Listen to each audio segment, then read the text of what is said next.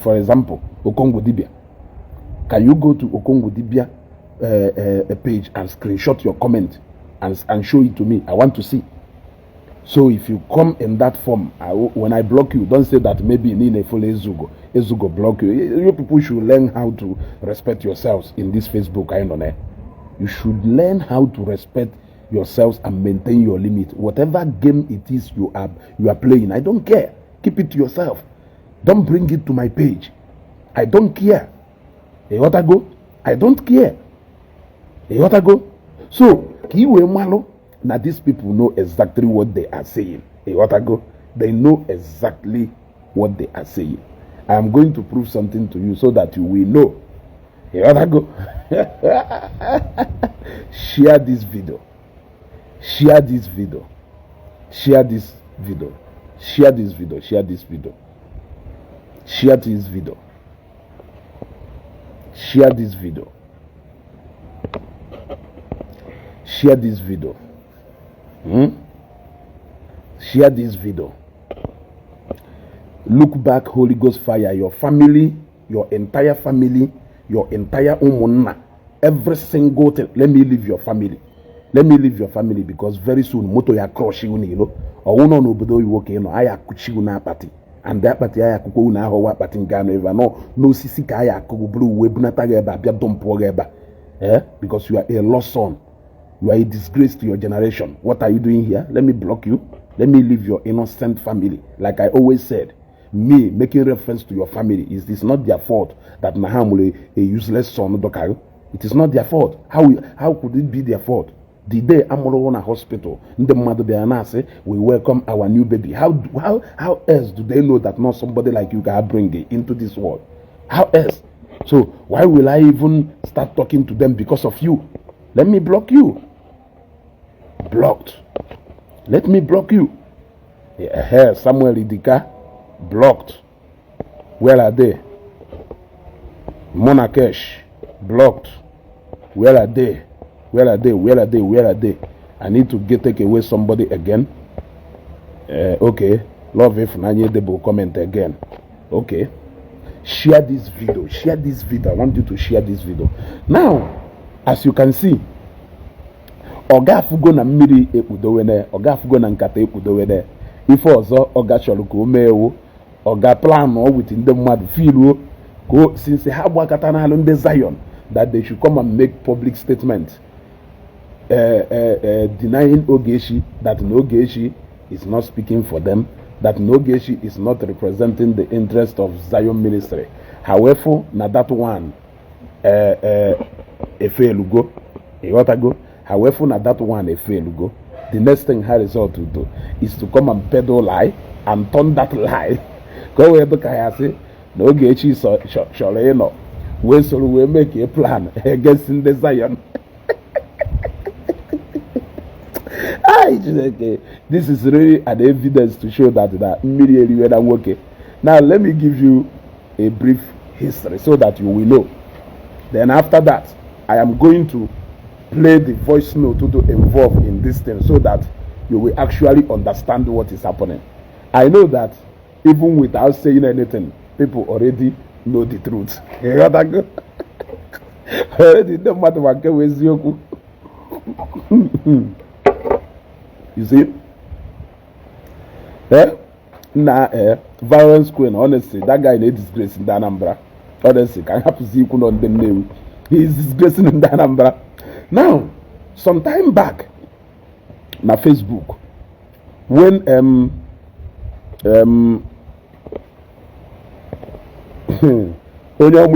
go and bring back another account. Also, when we that account to 100, I will block that 100 account on a committee with 100. You want to go? If your Jimmy pay account to 700, I will block the 700 account. Now me talking. It won't cost me anything. Share this video. Now I donate share go this video. Can you web you also?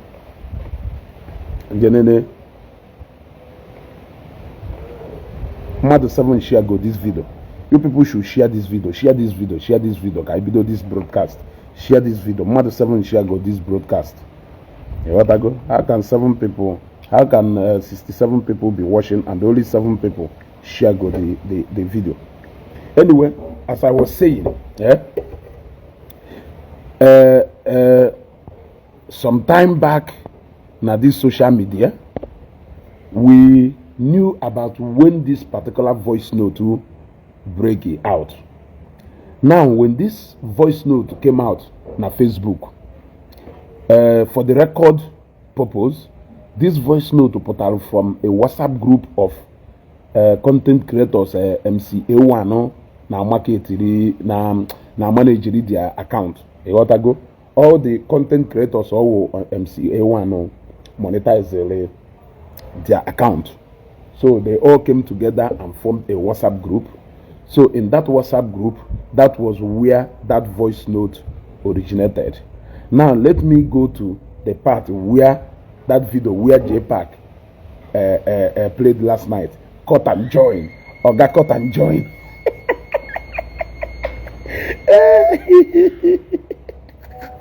Oga cut and join.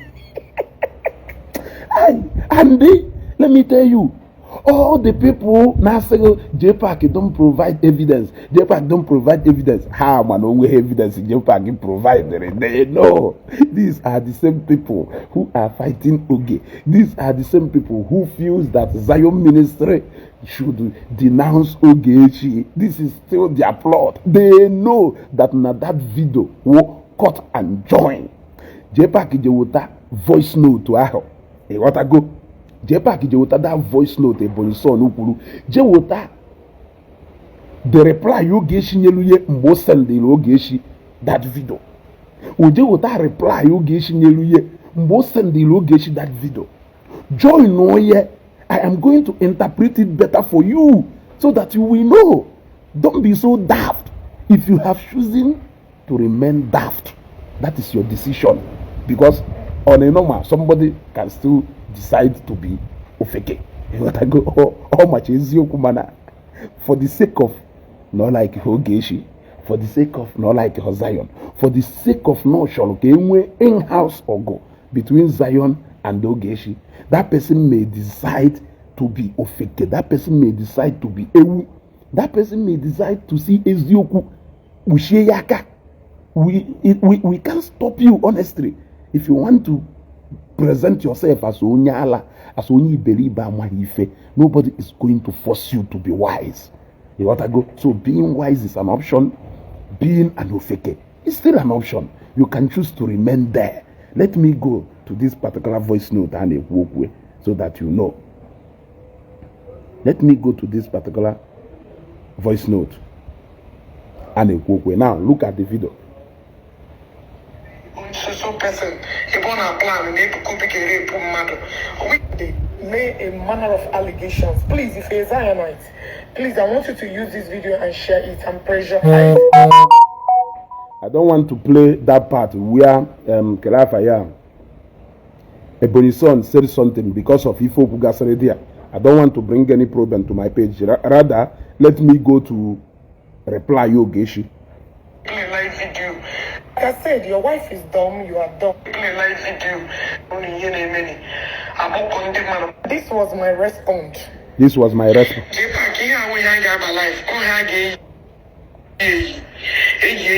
Program I show card so you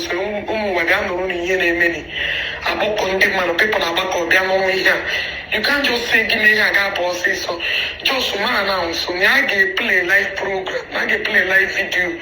Maybe on so person he born a plan and they could be a rape matter. People are back on their gate the thing. News are bully. So, Jpac with that voice note. Where to all you Ogeshi? Ogeshi, where oh yeah, where's here? Jpac and if I have voice note, if I had just support up, now I have on the mother, one day mother, Habia, now I card, a what I go, now I card. Then the mother join say the live broadcasting. A way was in the mother, no well onye ejidelu na plano e blackmailu Evangelist Ebuka Obi. ewegwabazie ndị mmadụ ife onye ahụ na plan against Evangelist Ebuka Obi. Can you tell me how this voice note resulted to Ogechi planning to blackmail Ebuka Obi? Ngụnwa debela ahụ n'ịmụ ife. For response Jpac Ogechi nyelu, can you tell me what is evidence there? If not that you are so daft. You gotta go. Okay, Clement Eze, let me take you away because all the now you have had my own. From the reply Ogechi nyelu, can you tell me what is so incriminating about what Ogechi said? Jpac would have video of Ebe, would have that voice note to Ebony son told you Ogechi we see okay. Nyane we organize this program that na ya gwande mmadụ ha bịa on this live broadcast na ya eke kaadị ọ bụrụ na ndị mmadụ bịazie ewegwazie ndị mmadụ na onwere onye ejidelu na plan blackmail Ebuka Obi kwuo na Ebuka Obi dakpolu mmadụ and na that lady dị ime ji iwepụ nwa ahụ wee nwụọ. Ịghọtago? This was Ogechi's response to the voice note that Jpac sent to him. Can you tell me how does this result to Ogechi planning to do anything against Evangelist Ebuka Obi? Jpac illegal. And look, let me tell you, this voice note has once again shown you that Jpac is a gossiper. I cannot talk about Ogechi. Ogechi is a woman. If she decides to, no problem. But this has shown you once more. And look, let me tell you, that time this voice note leaked in her Facebook, Jpac denied being the one who released that voice note. Now, yesterday night, he has accepted. Yeah? Which plot? Olisa Ebutes. I'm asking you, which plot? Which plot is that? What did I not do video concerning this same thing I know? Can you tell me the plot to do here? The plot that na with that voice note Ebony son na plan Evangelist Ebuka Obi ebubo Ogechi wee kwuo na ya eri create ndị mmadụ ka agba ndị mmadụ na-ekwu ife nda na plan. Okay, Edwin Shumo ị na-arụ ịkpọ nne na nna ga n'ọfịa ọkarị ihe etu a. You gotta go. Are you getting me? Which plot do there Olisa Ebutes? I'm asking you. That na Jpac wepụtalụ voice note Ebony son na plan ebubo oyebo Evangelist Ebuka Obi. Ogechi wee nweta the knowledge mgbe Jpac send ya wee na-ekwuzi na ya organize a live broadcast ka ha gwa ndị mmadụ na-ekwu ife a na plan against Evangelist Ebuka Obi. So tell me the plan on there. That I overheard where they are planning evil against you, and I decided to organize a program to brief people so that people can be of the know of what they are planning. Can you tell me how it resulted to Ogechi being part of that plan? Was Ogechi among the content creators that Kelafaya MCA1 na manage account? I am asking you. Yeah? Was Ogechi in the WhatsApp group where that voice note came out from? This is more like a way this guy is way chokwa or bonitekwa ife ni goleni maka Ebony son. He knows what he's doing. He has never forgiven Ebony son for once. Yes, this could be a way with way chokwa ke Ebony son no hamapotakwa again. It was because of this voice note that I joined Ijele broadcast. It was because of this voice note that Ijele joined my broadcast. Now, what was their reason for making this voice note? They said, number one, it was a discussion they had in a WhatsApp group. Now, I'm asking you, was Ogechi part of that WhatsApp group? The answer is no. Was Ogechi part of that WhatsApp group? The answer is no. If Ogechi is not or was not part of that WhatsApp group, can you tell me how can Ogechi be part of the conspiracy? The answer is no. And we all know that when this voice note came out, Ogechi was among the top people, including Jpac. Jpac was not making a video. He was the one who supplied. So could this be a confirmation that indeed Jpac and Ogechi was discussing some things said more than you can ever think? Could this be stylishly Jpac trying to confirm to people that actually Nanyana Ogechi na-enwe conversation more deeper than you can imagine? If he can come out to claim to you that Nanyana Ogechi plan on how to plot against Evangelist Ebuka Obi.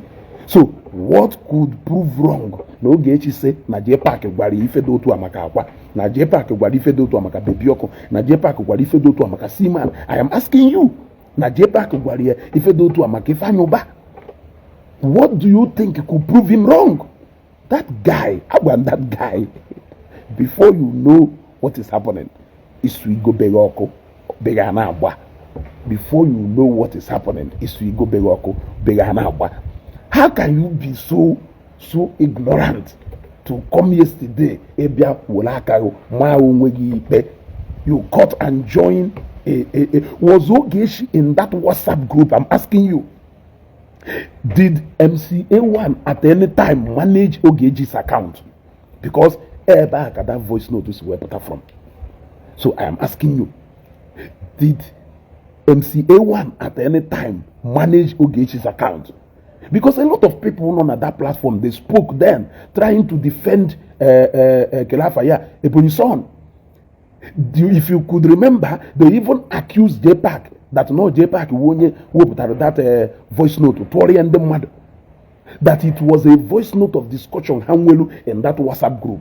Now, the defense Ebonison Hanyelu, the defense Ebonison Hanyelu wona that na fan on that WhatsApp group, Ife Oyeju trend that Jpac even said his own. Somebody should go to Ebonison's page, go back to that time, if I may, go and bring out a video, Ebonison Umelu, where he was responding to Jpac.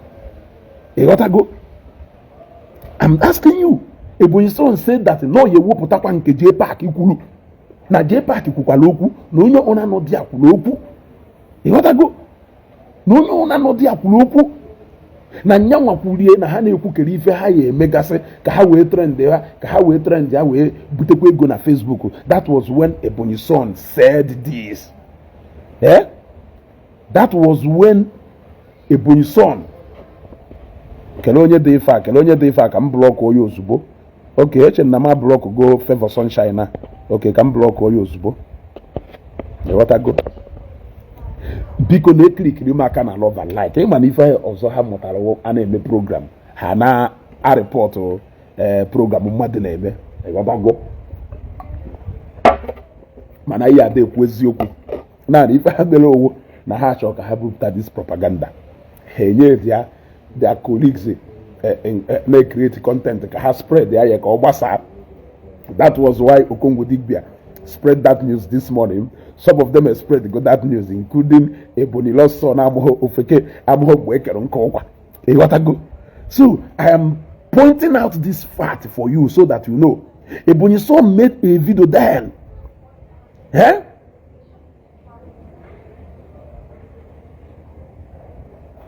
Okay, Shafi, let me block you immediately. Who is your man? Go and look for your man. Nke Jpac na-eme abụrụ nke Jpac na-eme abụrụ ranting. Drop etu osokwuru gusi wee bata. I block you immediately. Who is your man? Mo your man. Imara ebe your man no. Osi mezugo my man. Imara ebe your man no. Unu shelo nwere any plot unu nwere ike iji wee pụta nwere ike scale unu through. There is no single plot unu ye jepụta nwere ike scale unu through. If I na-ekwu eziokwu adahapụ ụga ka ọwụ on this particular one on the show. I was part of it. When you go to my page, you will see the videos I made about this voice note. There was nowhere Ogechi's name was mentioned in that voice note. Ogechi was not part of that WhatsApp group. How can Ogechi be part of the people that conceived that plan? The only thing Melu then is that now, that was the time Jpac in a push Komalo no Mweluko see where you contact Zion or Akwa. We get ya Ebonison arrested. That was what he was pushing then. So that was why he brought out that voice note. Told Ogechi at that particular time. Ebonison no all over now. Oh, Zion Hafanenu, Zion Nana, Zion Nenu, Zion Nana. So Jpac brought out that voice note to show the Zion what these people are planning against Evangelist Ebuka Obi behind the scene. Now, Numba who sent the Ogechi responded by telling him that they need a live broadcast. You got to go? Go to card when the mother now you get her card. Can the mother wear turn more in numbers? Can we drop or ye way go way down until the mother? You got to go? Go way down until the mother.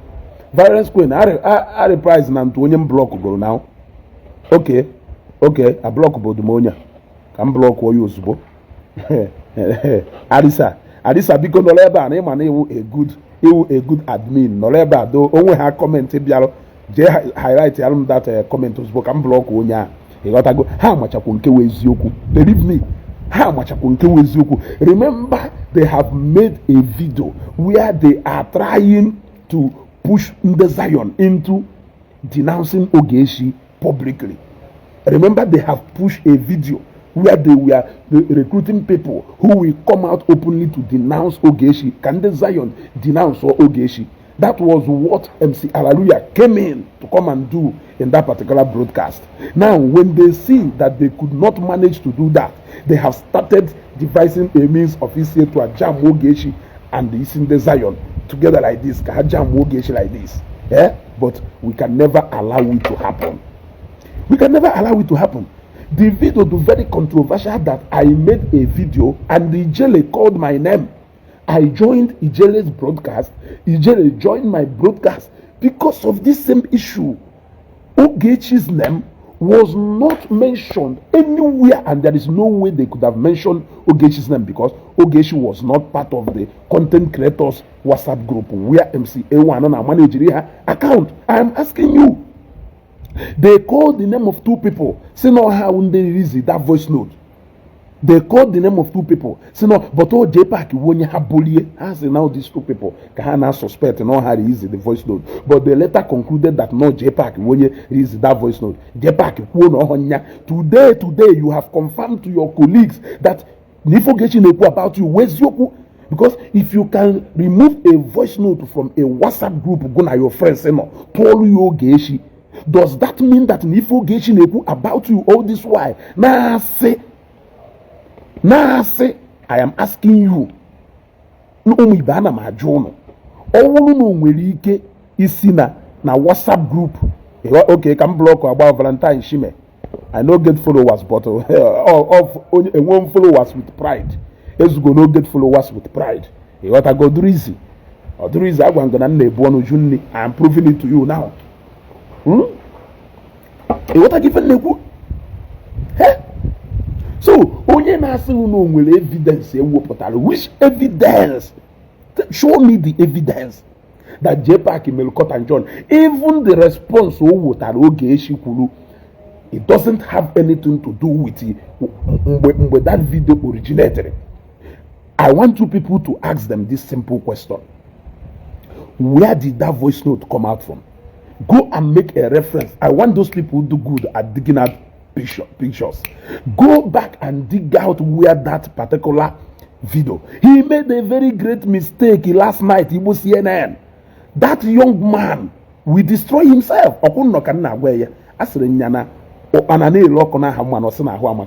He just want to help and put a final nail. Imagine the voice note you denied that it wasn't you who released.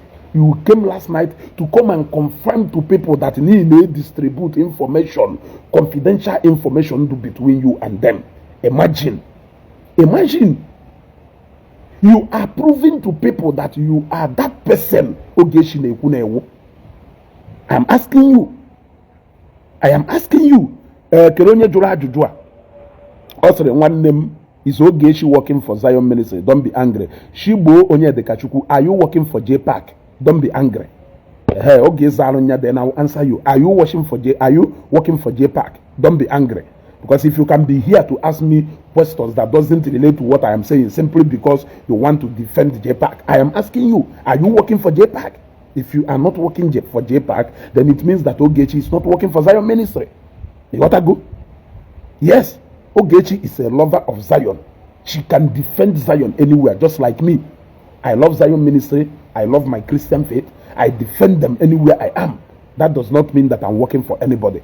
So if that answers your question very well, then you can sit down and watch this beautiful broadcast. He came out last night to confirm everything. Okay. Emeka Madoka. If I'm making voice note every time, if I'm making video every time, and you are not understanding what I am saying, you have no reason to be here, because I don't want to keep confusing you. You see?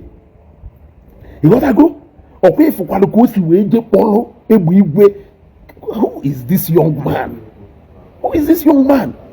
You are honestly proving that every single thing Ogechi is saying about you, that she is right. Okay. Keluye Austin Asogwa, thank you very much. I want you people to be showing yourselves here. Show yourselves here. I'm not pure here. Pia na pure so no ka. You want to go? Arisa Travels, because no here. Yeah. Only have any comment. Go and highlight now that comment. Let me block that person off immediately. Ndala. Had you about too much of everything? Had you na page ezugo? Had you na mba na afọ nọrọ nke nsịrị nwoke amụ mmiri na ọnya kpatara njiwe na block ya na ịghọtago. Yeah? Are you getting me?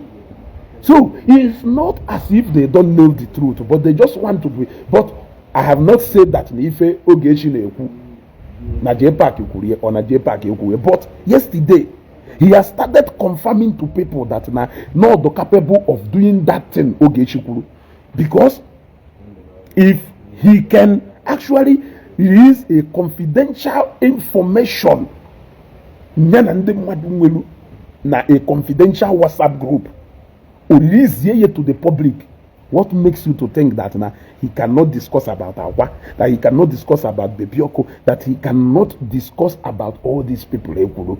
I am asking you. Look, yesterday he came out on a live broadcast yesterday. And started talking about a group call. Ngoma now watch here yesterday. My name will a group call. How now? Why is he telling you? Why is he telling you that now somebody now call enter is here with ego? Has this not shown you the caliber of a man you are defending, or is it that you actually know the truth, but you just want to be defending him because you don't like Ogechi, or because you think it is between Zion Ministry and Jpac, or between Akwa Zion and Jpac? I am asking you a question. and it is a humble question. Now, evidence. Which evidence? Which evidence I'm asking you? Which evidence, Gogo Sere? Show evidence. Cut and join. Fake cut and join. He wasn't even smart after all. Listen to that voice note. You will hear exactly what Ogechi said. Even the reply of Ogechi in that voice note, Adrodo incriminating. Even the reply Ogechi could pay attention. It is to the credit of Ogechi Okeke Njaka.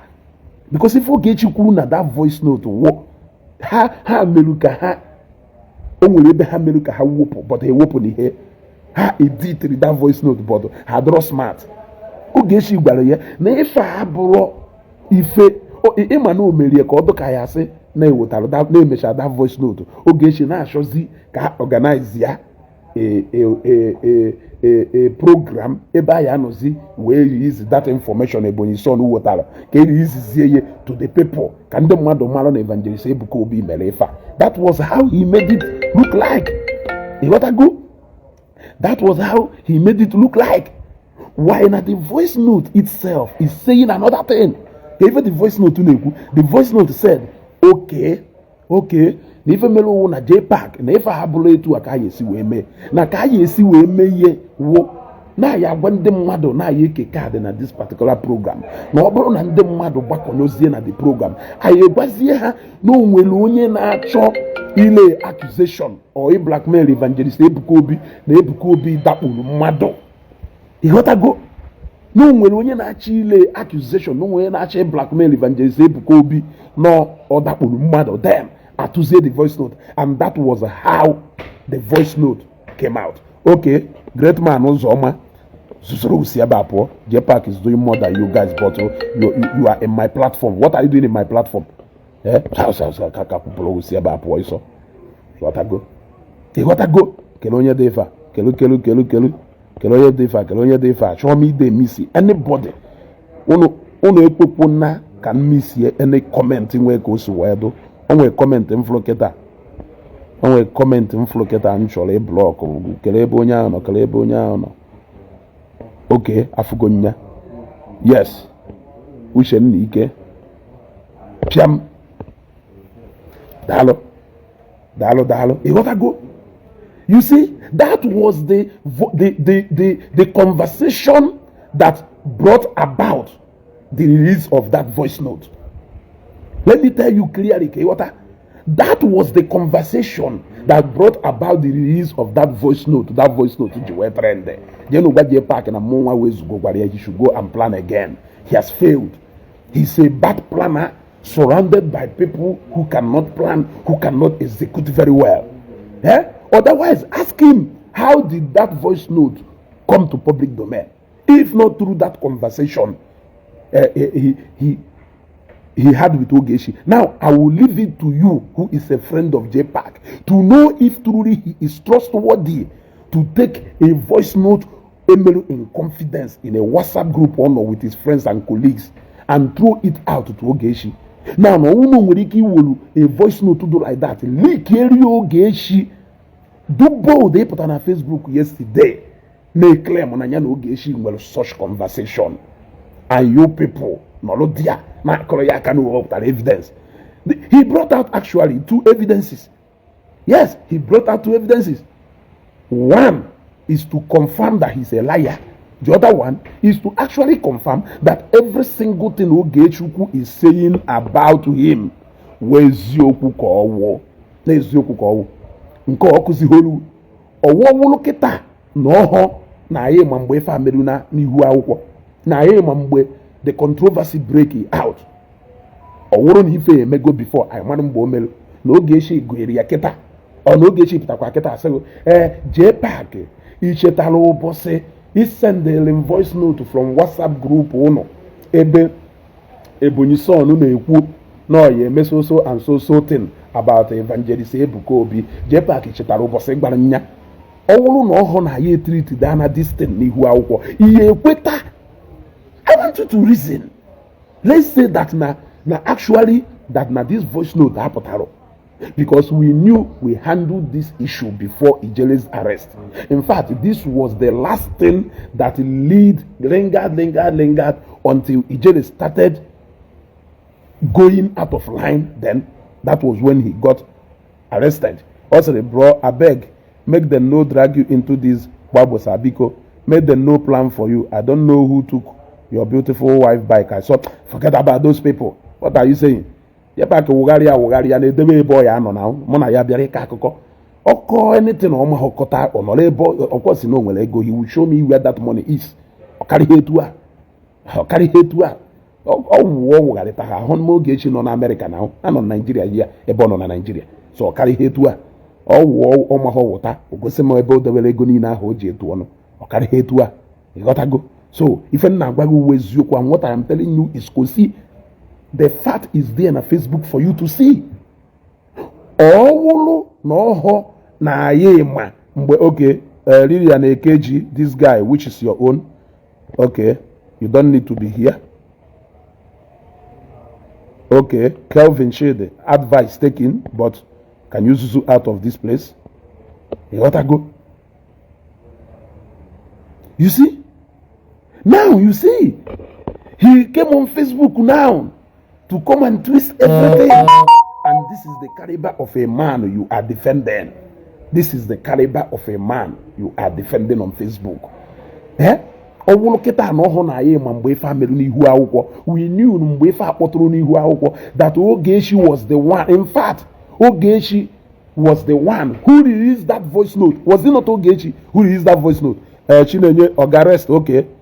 Can you go and rest now? Piam, you can go and rest now. We don't want to rest. So you can go and rest. We don't want you to be here. Go and rest. You gotta go. So let's help you to go and rest. Yeah? Who even released that voice note? Let me ask you people.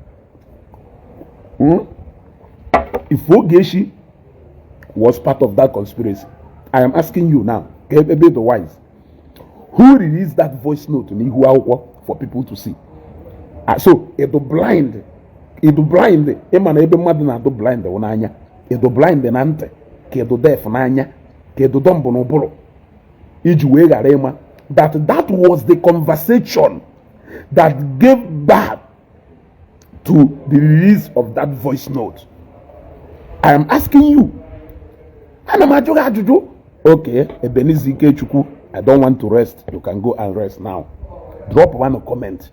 The more you drop comment, the more I block you. Followers, I will keep blocking you people. You gotta go. But you don't want to think with that oboro flower. Is that not so? That was the conversation that gave birth to the release of that voice note. How can he be claiming that Ogechi is not part of that voice note? Was Ogechi ever monetized her account? Not to even talk of MCA1 monetizing. MCA1 Hanando to her. Hayasina Hamaho. You gotta go. Hayasina Hamaho about this particular voice note. I'm asking you. Hayase na Hamaho. Okay, MCA1 Hanando to her. I want. Okay, you people should keep dropping your comments. I will keep blocking you guys. You gotta go. Jpac came out yesterday night and they confirmed to people that every single thing hey, how had the mighty fallen? Hey, how had the mighty fallen? Just imagine what I am saying. That now if I made on Facebook then Jpac wepụtakwata ntu ose mọpụta ta owepụta akwa wepụta echi owepụta onya na ọpụtara kịta wepụta Ebonyi son wee sị Jpac ntu Ogechi si ada ekwe Jpac, did you remember the day? Did you remember the day that you gave me a voice note from a WhatsApp group? You ought to go. That the voice note from a WhatsApp group, and you told me that this was what Ebonyi son na plano against Evangelist Ebuka Obi. You gave me that voice note. Jpac, did you remember that day that you betrayed your colleagues gonna have on that WhatsApp group? What will people like you say?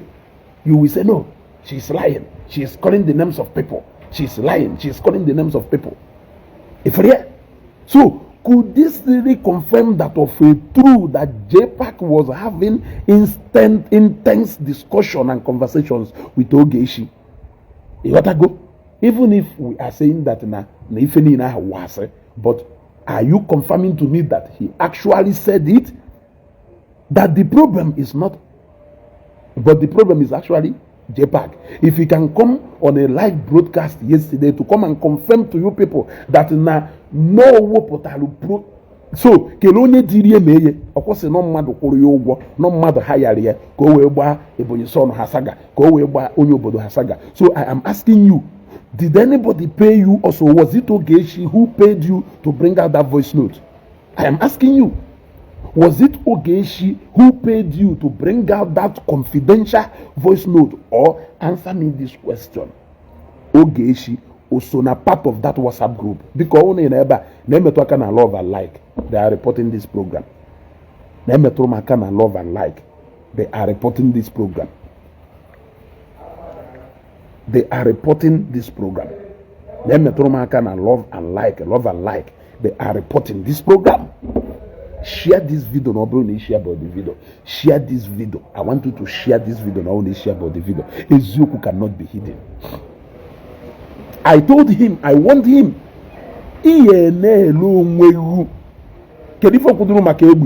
What did he say about Ebu Igwe?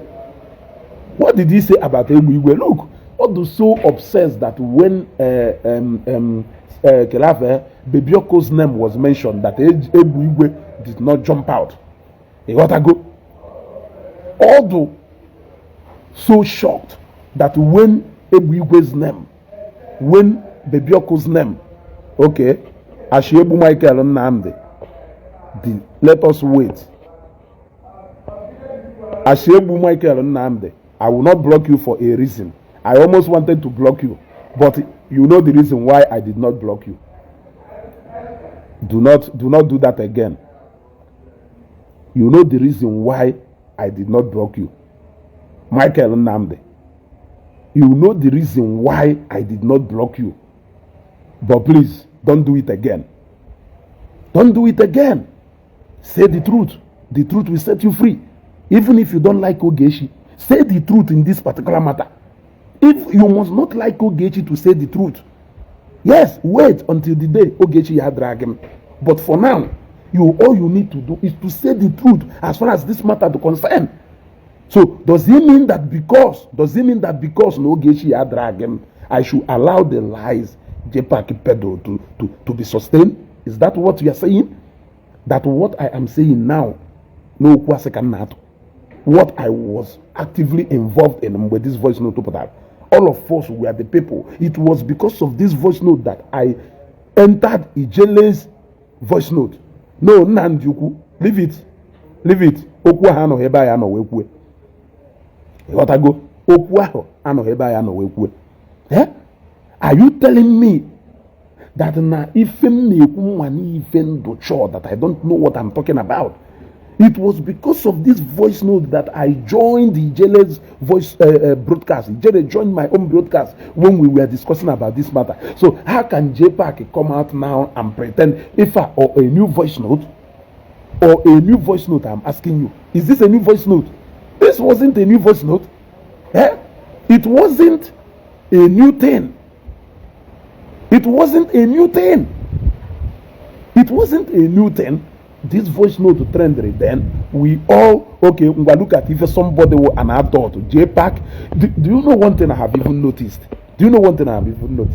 Some of all these people who don't see the Jpac, they don't even pay attention. Let us assume that now that voice note Jpac played. I have played carefully the substance of the voice note Jpac drop. What did Ogechi say in that voice note? Ogechi said, let us organize a live program where we will do giveaway of card to people. There we will tell them that na him with somebody na plan so and so evil against Ebuka Obi. Now that person na plan he blackmail Ebuka Obi off idapu mad. So what is the evidence there? I am asking you, since can you tell me the evidence not there? What is the evidence not there? That Ogechi Bariaka organize a program where they will tell people na hang with alonye na plan so and so thing against Ebuka Obi. Can you tell me the evidence not there? Some of you are actually more daft than I can ever think. Some of you are actually so daft than I can ever imagine. You listen more with your emotion rather than paying attention. Jpac actually proved Ogechi worthy daughter of Ebuka Obi, no one Ebuka Obi with his father. Ogechi has proved again beyond every reasonable doubt.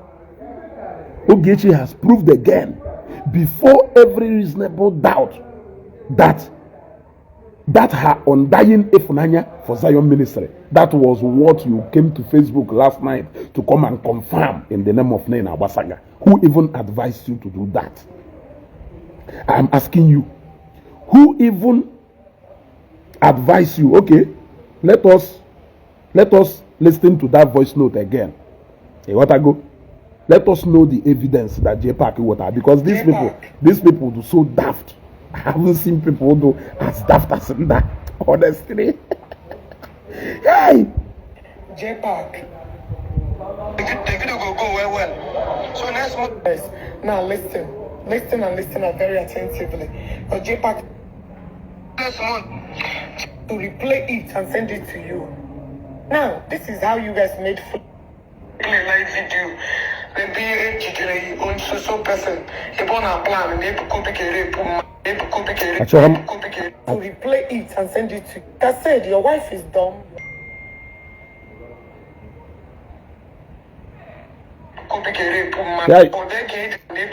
Replay it and send it to you. Now, this is how you guys made fool out of yourselves. Now, listen to me. If you want to lie a lie that can be able. So, you are bringing all this false information. The video will go well. Yes. Now, listen and listen very attentively. But Jpac think you can come up and the video will go well. Debunk this tweet. So finally, I play live video. This was my response. This was my response. Let us listen to Ogeshi's response. This was my response. Let us listen to her response. Jpac, if I below, if I have a life. I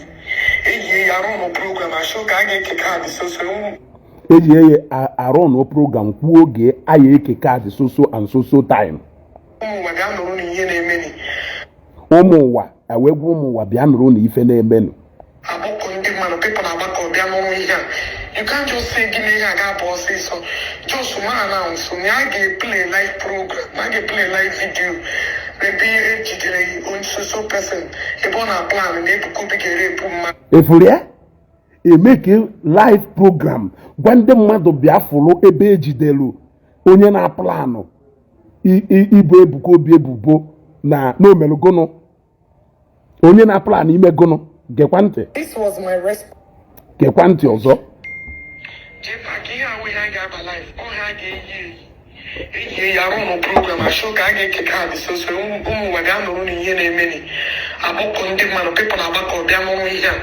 You can't just say give me a boss so just man announce so I get play live program, I get play live video. Maybe a on so person a bona plan and they could be a mother. We are just meji de so person ebe ọ na-plan na Ebuka Obi ga-adakpu mmadụ. Una wudi ike. Una weyu. Which kind of people are ndị anyị na ha na-emekọsi ife a? How does this prove that na Ogeshi so na part of the plan? Yes. Na Jpac to a voice note Ogeshi we no. Na ife ha bụrụ ife a ga-aba program ozugbo. Na if I ye na if I plan we announce what the program we gwa ndị mmadụ bịa na ya eke card ndị mmadụ bịazie we gwafa na ejidere so and so person ebe ọ na plan na Evangelist Ebuka Obi dakporo mmadụ. Can you tell me how this shows that na Ogeshi so na plan ndị chọrọ ibo Ebuka Obi allegation? Is it clear now, or do you want me to actually play it again for you to hear? Jenu gwa Jpac na mmunwa wezu gosiri ya. He should go and plan again. Now let me tell you something. The reason Patalo meji ho nje me video if I because na chako the maka da chakero the mado the ifa kero the mado chako the this guy owo on asim but whose voice is that? Who is this guy? Okay, let me block you. It's obvious for as how long as I played the video to you, you are still under the illusion, and you it seems like you know the truth, but you just don't want to understand. What I go? So how can Jpac ever come out to come and vindicate Ogeshi to show that even behind the camera, even behind the scene, even behind in a WhatsApp group, that Ogeshi is still fighting for the interest of Evangelist Ebuka Obi? How can you do that? I am asking you. How can you prove that? Yeah? You see? Have you seen? So, what does, if all confirm, does he not confirm to you the undying love of Ogeshi where Evangelist Ebuka Obi is? That is the question I am asking. have a question on Najo. That na etolu mmadu voice note ebe a na plan ime Ebuka Obi for job. Onye ahụ wee gwa how the program can be organized. We nweta people in number. We break area to people. Can the matter we malo? And that was what gave birth to the release of that voice note to the public domain. Now, however, the question should be, the person who released that voice note from that confidential WhatsApp group, what are you going to tell that person? The person who left his colleagues in a WhatsApp group and started making this plan now. Now the plan is good because it is a plan to expose evil.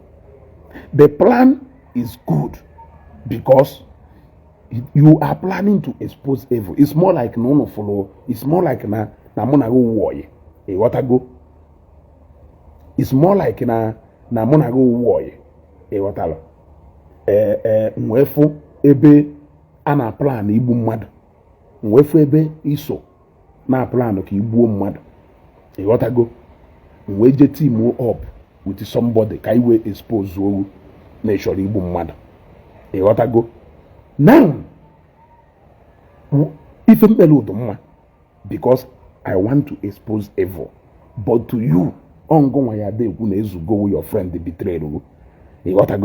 I'm just looking at you since you look like my brother Barnabas. I love you and Ogeshi doings. Keep standing for the truth, big bro. Thank you very much. You understand what I'm saying? It's more like an Amonago war. What I go? Mona go war, Mona Mr. A war, Mona Mr. B war. Then Mr. A nolebe and Mr. A name plan. What I go nolebe Mr. A name plan. Makime madi for jo. Mweje team up with Mr. B. Kaiwe expose if I am Mr. A name. Now, oh Mr. A Kodolo is in a mama friend here betrayed here. For doing the right thing, because of the right thing can make, but the only thing to do is that Namu betrayal, my friend. Are you getting what I am saying? So, all need the just voice note to a person in the mother Jpac showed evidence if he woo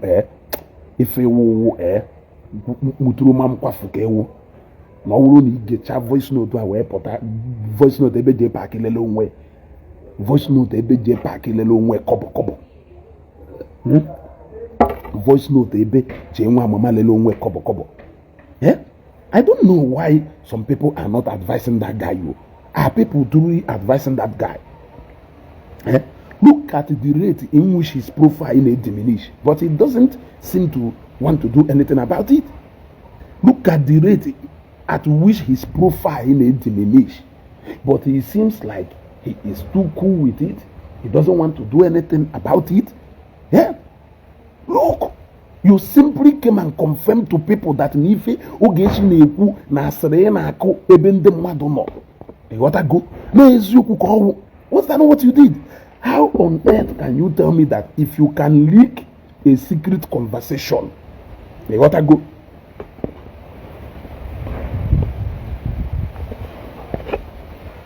Mike Obi, must stop replying to him. I have blocked him. You got to go. You got to even now. Well, if you can leak a conversation between you and your friend and your colleagues from a WhatsApp group, you can take out if you know discourse and send it to people outside that WhatsApp group. What proves wrong that now? If any na hane kuni me hair, if any na hane kuni ku hair, or what to get boy son very clear now. Is it very clear to Ebony's son, MCA1 and Dindo to her? Non-good conversation. On a WhatsApp group, and you were so proud to admit that the Naguno Geshin will a conversation about that. So, are you not proving to people that actually Naguno Geshin conversations relating to issues like this? But it's Naguna Wanya Yanokata Yanokata Pong, Gona Wanya, Kovako, Kerife Gona Wanya Nakako, Kerife Gona Wanya Kogidela Koko, Iwe Wulu secret conversation unu melu na WhatsApp group wenye wanye ana majo ajojo Kerife Gona Wanya Kogidola Koko, Iwe Wulu secret conversation Gona Madu Mwelu, Gona Umudim Ibe Mwelu, Wejedi Zielu Wanye, Kerife Gona Wanya Mbewelu ana majo ajojo. in on a Facebook when the mother can even when I cannot discuss anything with anybody. Can even when anybody they discuss. What led to Eolaka seeing me? I am asking you. What led to that? What led to you releasing the substance of your WhatsApp conversation with your friends? You released it to a woman, but it's a lie. Na go na mwanye enweke dono na aka akụkọ. Ine elo onwe kobo ime ọ niile elo onwe gị. Asịrị ngona ụkpana na-ele ọkụ n'ahụ mmanụ ọsị na-ahụ amaka ya brother before igbu agba onwe gị le agba the remaining dignity for onwe gị run away from these people that are advising you. They are not advising you very well. You just nailed yourself with that broadcast you made yesterday night. Each and every major mmadụ ịmara niile eme onwe gị iche niile eme mmadụ mana ịmarụ n'onwe gị ka ị na-eme. They are reporting this program but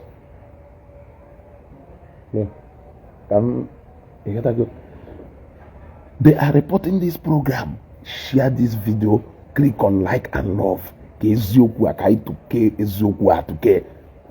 are going to play that voice note one more time. Evidence. They said that Jpac drop evidence. Drop evidence. Did you even look? Let me give you an instance.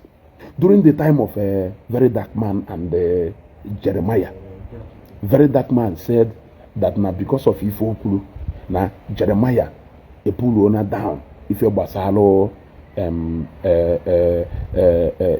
spiritual materials and everything from his Facebook platform or from his website. Now, a lot of people believed him. They started sharing him up. But the question is, how many of such people actually went back to visit Jeremiah's platform a while ago to know whether they pull go that particular thing or not? Nobody did so. But they came out and started saying, yes, Jeremiah, that is just what they want to hear. For those people who are haters of Jeremiah, who are haters of Christianity, the only thing they want to hear is that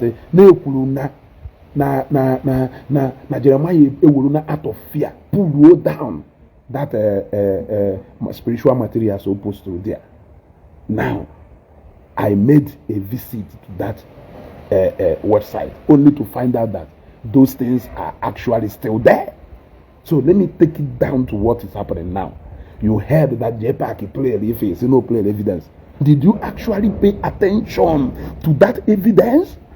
If you have paid attention neutrally without sentiment from that, you will see that Jpac has confirmed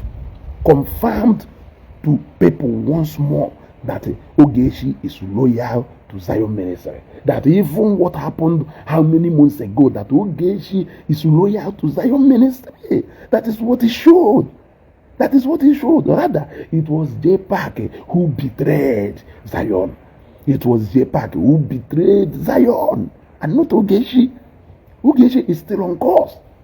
Ogechi is still on course. Let us play that evidence again. Let us play the evidence Jpac used against himself again. Let us play it again. Let us play that evidence again. On a few, Jpac drop evidence. Ogechi drop evidence. Which evidence? Nah, like it omit.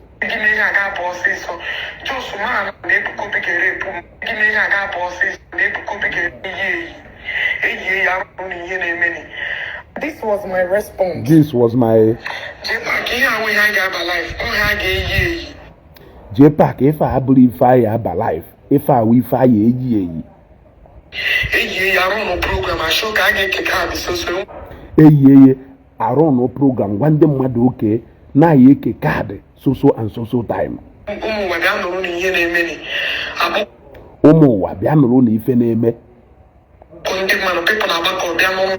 akpọkọ ndị mmadụ people agbakọ bịa n'ụlọ. You can't just say give me a gap or say so. You can't just send the alum efa or boss so. You can't just send the alum efa or boss so. So my announce, so I get play live program, I get play live video. So my announce, so I get play live video. Maybe on so person. So person. Ebona plan, they go big rape. Ebona plan, they go be gadapu mado. We are just he came announce people are back on their gate the thing. Lose your cat a bully. For you? Now you have got my own. If for you, we if no Jpac a guy just send the alumefa. Ya ba. Jpac ya just send the alumefa. Come we confirm no Jpac send the Rio Geshi. You want to go? I am asking you. So this is actually a clear evidence calling for the arrest of Ebonyi first. I have to be honest with you. This is a clear evidence calling for immediate arrest of Ebonyi son. Since they don't want to rest.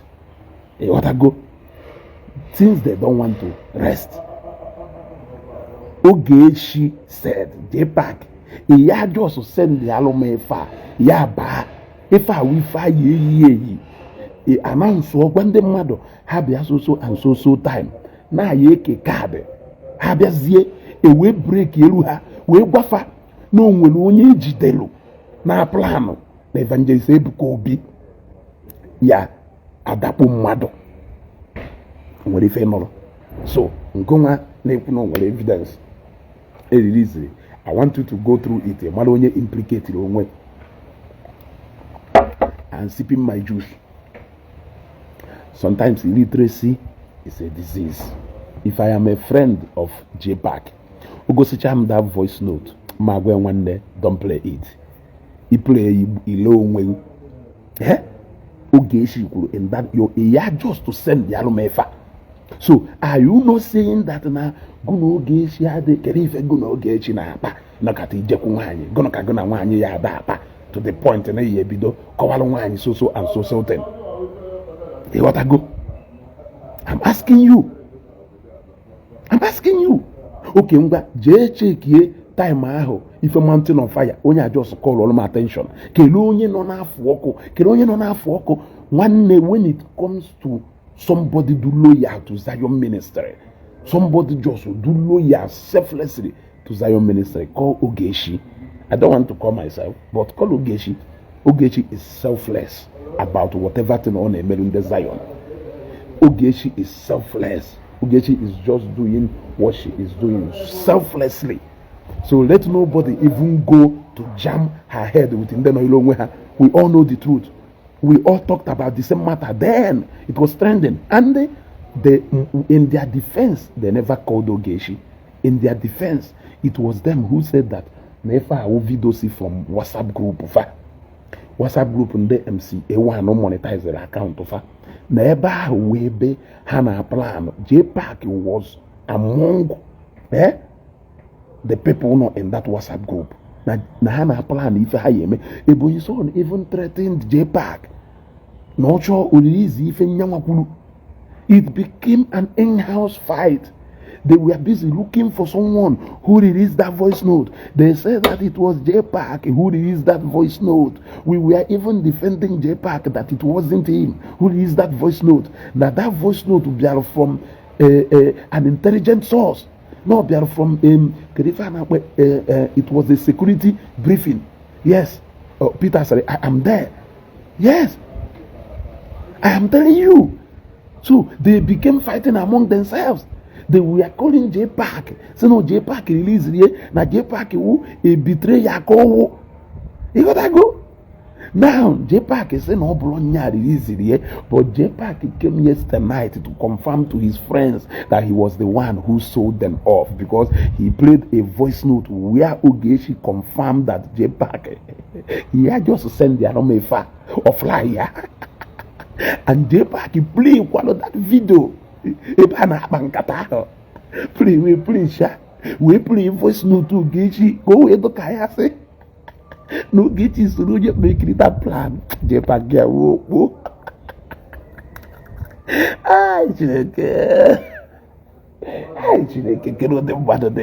Sometimes when you are angry, calm down. Digest yourself before you talk. Sometimes overall the way relax ya kutuo kurumiri ngo mmiri like this.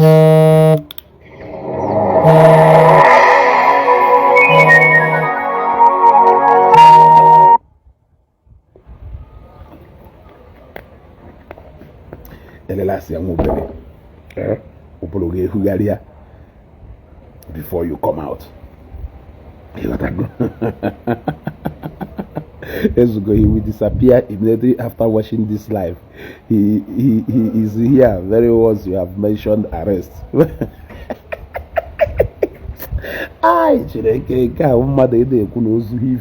Well, I can confirm one the mother that indeed that knows that. Look at this guy. That voice note on happening now. How can you be indicting yourself? So now, before I go, let it not be as if I have not made any point here. If Jpac is saying that if any no that they did not discuss it, and Jpac is saying, how can he go and start discussing with a woman? Yesterday night you brought a discussion of that magnitude and you played a voice note where the woman in question, and we know that this was what happened a few months ago. You played a voice note where the woman, in responding to what you sent to her, confirmed that Jpac, you cannot say, and you played that voice note to show that Ogechi was actually responding to that voice note. Now, in that voice note, Ogechi will confirm what Jpac. Yeah, just send the alumefa. So what it shows is that Nongu when you send the Ogechi that voice note, Ogechi released it because it was Ogechi, if I'm not mistaken, I stand to be corrected, that released that voice note to the public. So what it shows is that you are confirming the suspicions of your friends that Nongu released that voice note to Ogechi, which you denied then. And obviously, what can I be? How can I be discussing with a woman? In our WhatsApp group, how can I be discussing with a woman to the point of sending her that voice note?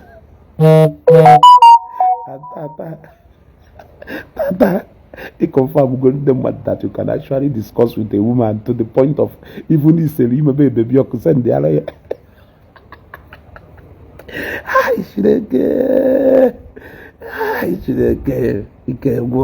Illiteracy is indeed a disease.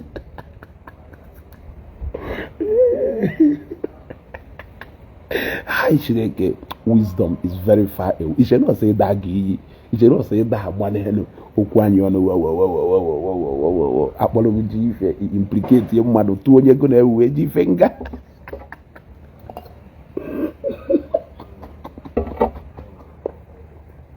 So one a live broadcast of over 4-5 hours, confirming to the Zion ministry the loyalty of Ogechi to the Zionites and the Zion ministry and the Ebuka Obi. You were also in that live broadcast confirming to people that you are a sellout, that you are a betrayer, that you can actually betray your friends. Do you know the number of people known at that WhatsApp group that you betrayed? Do you know the number of people known at that WhatsApp group that you betrayed? You actually betrayed a lot of people. You beat each kotarudim one on a WhatsApp group. Betray hanchani the lay kobo. To complete your video, where you go now, you release that voice note to complete your video. Where you go now, who actually made that payment? Who paid you to release that voice note? Ask what Ebuka did to him that warrant such betrayal. Arisa Travels, somebody they know remember. Kerife Okuru maka egbu igwe. Somebody there lunya here. Kerifo okuru maka egbu igwe. Somebody there lunya here. Owolo ni wonye love Jpac. Tell Jpac to run away. Tell Jpac to run away from this game on Aba. You don't like you. If you are supporting Jpac, you don't like him. You don't look. Let me tell you. If you are supporting that guy, I swear, you don't like that guy. You hate that guy. Look at how he came yesterday to make a mess of himself. You confirmed to Umudimpa on a WhatsApp group that it was you going to Umumoki Begu discuss Charife. You all go on a whine. You cannot beg a woman. You cannot apologize to a woman. But you can sell such confidential information to a woman. Do you know it is more like a meeting? Substance of if any confidential things we discuss na that meeting na jenye nwunye ma jenye oyi nwanyị opotazie ona funde ni no na meeting aka nde ya azu akwa hayama. Do you know that in ifo meaning you can betray a group of people, even somebody who monetized your account? You also betrayed him. Ngwanenezienu okwa opotaro yesterday now if anede that no ku na egbu igwe na allow with married women. So onye ogwakwala ifa nya na onye ase wokwu echi niile onye ahụ pụtakwa kwuo na Jpac gwara ya na oge echi na allow with married women. Okwa pụtakwa osena ase. Yes, osena ase. Is that not what it is?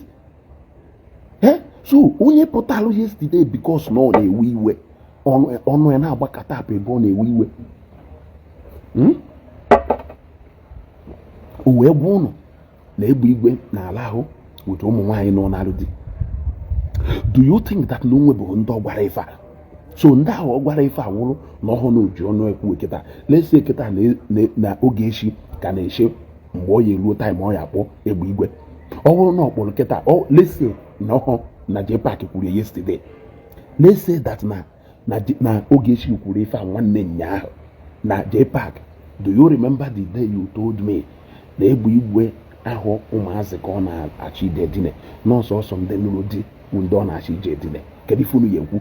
Ọkwa ya sịkwa ụnụ, how can I discuss such thing with a woman? But he came on a social media to openly tell you that na egbu igwe na ala ahụ with a married woman. I am asking you. No mgbe ọ na-ana ka o nwere accident. So ọ bụrụ na o kwuru such thing, what makes you to think that na onye a na-agwa gị ife abụrụ a gossiper?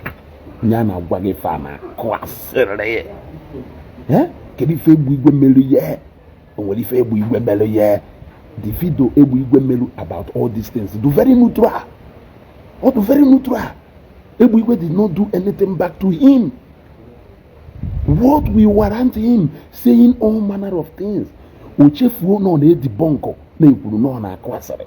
Ọnọrọkwa ebe akụ asịrị. He lost himself. He lost control of himself yesterday. He started. It was more like a karma. It was more like a karma that possessed him to show people who Jpac is. That before people copy that video, I will delete it. What you are doing is that you are confirming to people. If you can say that na Jpac na egbu igwe, I thought you need to make sure no can the mmadụ wolu si ife oge echi kwuru. Echi ni nekete say that you have no reason to apologize to egbu igwe. Obole echi ni nekete say you have no reason to apologize to egbu igwe. You even accepted every single thing oge echi kwuru ni kwuru maka papa ya na nyanwa. You accepted it last night. So what is the problem? Why are you saying that you don't owe her an apology? If you accepted the fact, you even repeated it again yesterday night, that na Papa Ogeshi Melinka, no Blogeshi ono, no Geshi Merifa, no Mel this one, no Mel this one, no Geshi Wonka, no Geshi Wonka, and you are still saying that you owe her no apology. You accepted everything yesterday. So why have you been denying? Why are you just telling us that Najos will say Papa Ogeshi RIP? Why are you telling us that Najos will say Papa Ogeshi RIP? Where yesterday you repeated every single thing. Chimbe. Power bank, yeah. You gotta go. I am asking you. You accepted yesterday about every single thing you grew about Ogechi, yet you are deceiving yourself into believing that you don't owe her any apology. After all, sorry. I watched a broadcast yesterday, even who indeed who the gods want to destroy, they first make mad. I concluded yesterday that indeed who the gods want to destroy, they first make mad. Your actions are not ordinary. I sensed karma. You gotta go. I sensed karma. I sensed karma. I sensed karma. How can you come out to come and claim, yeah, all the things who get you about you? You came out yesterday to come and accept all of them. You accept all of them. Look at what you said about your fellow man. It's in the matter. Don't way ife egbara Ogechi that you did not talk to Ogechi. Keri ife egbu igwe melugu iji wee bido kowe egbu igwe ọnụ. Keri ife egbu igwe melugu because all these people refuse to come and identify and join you in the saga iji aka odota. When you were calling an online billionaire, did anybody send you? When you were saying that no nema potentially crushes of Ochinenu, did anybody send you? When you were saying that now a place under payroll, did anybody send you? I am asking you. When you were saying that some people send the one content creator poison, plan one arrest of Ndozo, did anybody send you? You see? Did anybody send you? Nobody did that. The angels that was out yesterday is no live broadcast yesterday. Anyway, I don't intend to stay longer here. I think I have made my point very clear. All na evidence no evidence. I want you to call him and tell him the truth. Where boss? You goofed last night, you boss. Email for the record purposes. Let me tell you what Ogechi said after Jpac sent him that video. Ogechi said, and I quote, Jpac, he had just sent the Alomefa or fly ya.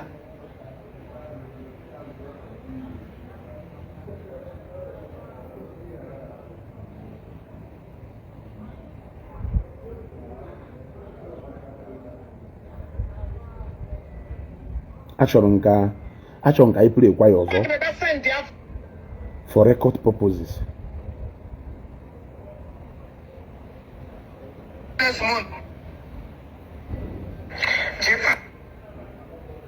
Now you have had my own. I said your wife is. Play live video. Give me a gap boss. So give me a gap boss. Give me a gap boss. They could be a rape matter. Play live video. Only yen many. The video go well. I run a program. I should get a card. So this was my response.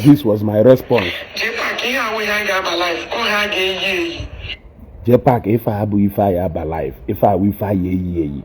I run a program. I should get a card. So I run no program. I see okay. I get a card. So time. You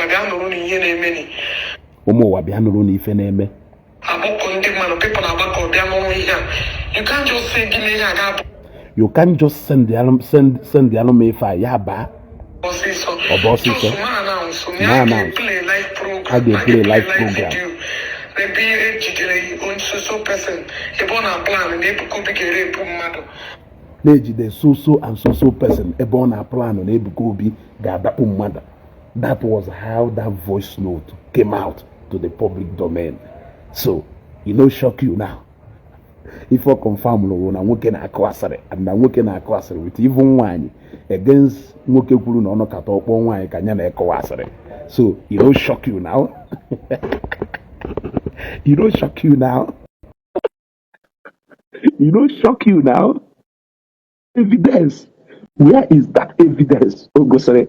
In fact, ordinarily self, Ogechi are supposed to speak because Jpac go on no Ogechi. If you Jpac equal get an order going to Madabianabe.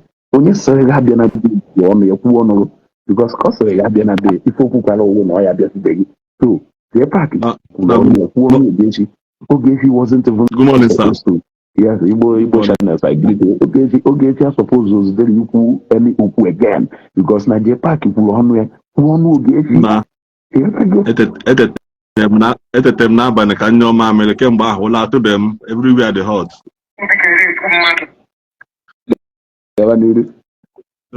Say na since last night everywhere the hot nsị ọgịnị na-eme nnezi anya ọbụna papa anyị nọ n'ezi n'ime abalị hit na-esu ya na nsị ọgịnị na-eme ihe nke a. Ọ na moto ahụ ọ nọ wee bawa program ahụ ka ọ ka na moto ahụ ka ọ ka nọ ma mgbe nepa were ya sanji post that in post si 2:25 a.m. who the gods wants to destroy. He will first of all make them ka ha isi na isi mgbaka bịa ha nwere na nwayọ. Since that time ụlọ atụbe m sị ọgịnị dị ihe nke a o wedala egwu igwe wee talikọba unprovoked ya na agwa unprovoked onwe ihe egwu just that na ọ sị na egwu igwe emeta ya from the akụkọ wee dali for complete 27 minutes. For complete, because I in that video for complete 27 minutes, what he let go on front seat. Haba. So when for that and say, only having a big on before. Must it come out now? It must not come out now. What I go?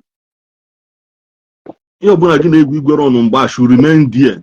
So you're going to bring it out. I'm saying that's a form of just not cheating at this guy because now John for your campaign it was showing blackmail. After that to face ever comedy the same target ever comedy target call Amazon when you happy I just think I'm John Zoge that yesterday night Amazon Tetezi and Mama Ben drop the phone because but it was so brutal. Our video that voice note Omeru. Was there anywhere who implicated Ogechi? No Ogechi, na sure a plan if what you're against Evangelist Ebuka Obi. Who implicated Ogechi, who implicated Ogwe? No, I'm going to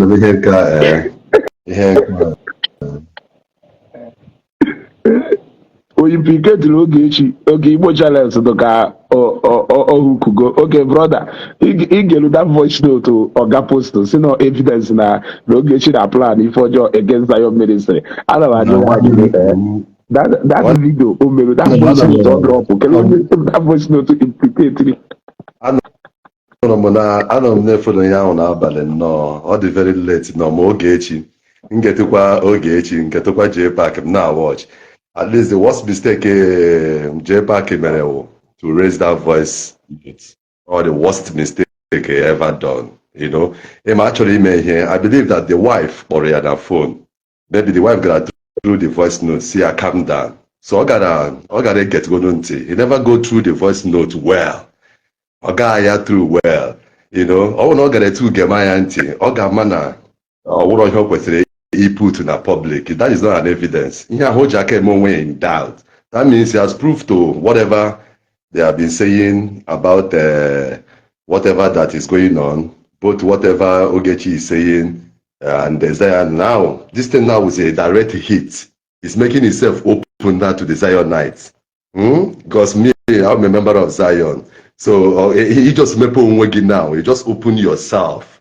Or he just remain. Both that about in some discussion now. Buake just narrate is yet the thing of that. Then we see ways. Brother, only 1 point in Chetakiti in to now. Jpac na Ogechi na-enwe problem. Ogechi ga-akpọ Bebiọkụ, kpọọ Akwa, kpọọ Ifeanyị Ụba, ịghọtago kpọọ Seaman, ndị mmadụ na-agwa kedu ife iji wee je kpọwa ndị nọ ilo onwe ha. Agwaba Jpac okwu kedu ife ị na-akpọrụ ndị nọ ilo onwe ha. Jpac pụta yesterday night boom onye kpọwa egwu igwe. So now Ogechi and the Jpac, are they not guilty now of the same crime of bringing people who are not part of their saga into this saga? I am asking you. By Jpac, it happens the Ogechi ya na-eme ife. Jekwazie onwe egwu igwe nọ ilo onwe ye We will over 27 minutes as I heard. We wash her down, we were My down. brother, Do you think that let him chop he it has down. not Let him committed chop the it same down. crime Ogechi committed? Let Jpac ji made mistake, our brother. Both Oge, both Jpac is our brothers. But him and enwe ihe or him and sometimes I say na guy, and I'm a guy no na dị n'ọbara. Do you understand? Enwe ihe ndị Igbo sị na na-amụ guy na guy na-adị n'ọbara. Enwe mgbe enwe ihe Ogechi kwuru, ọ sị na enwe prominent people kpọrọ ha na phone outside the blue app. They talk two of them. Lebe the game gotta stop final. Ihe gara a shutdown, both the voice recording and everything. But what we hear that when they were prominent Igbo people, our brothers say the prominent Igbo say that they want all this thing to stop. Ọwụna Jpac ma ghọtara mgbe ihe ọ gara eme, we use that opportunity to ignore the thing because enye go give room. Ogechi na onwe ya achọghị ịhapụ gị. Chọrọ ịhapụ gị. But Ogechi put that because of the prominent people that not Ogwe, people that maybe she cannot disrespect. You understand? She's okay, the opportunity come or done. But you as a person, because Anna Sichi search you would have known that whether this lady, this woman, always yoku, but get opportunity to just shut her down. When those prominent Igbo brothers are to that, you can make use of that opportunity and press the thing everywhere. Everybody go back to his normal businesses. But now the thing is triggering up based on the what now time because now you commit to go Zion full time. Yeah, you are bringing it to Zion direct now because you cannot say something against our Papa, something like that. Someone doing a conspiracy like he made such plan. Then the Zionites will just leave you. I don't think because it's an open thing. It has become open, or just that we know our Papa is always having that good heart. Some things you overlook. I know one thing about our Papa. He will just overlook it and continue his grace work on our protection on him. That one. So my brother, the thing, this our brother Prap, so he bought more since night. The thing was so hard. But but everybody just got to I wanna hear the way on see man here because all the go open. There's nothing to say again. Even more and woman they go tired now. You can say again because everything my brother, let me be honest with you. When it was that you see where man. We came together and we decided to push for peace between two of them after so many people advised us to do so. He turned down the hand of peace and decided to twist it over.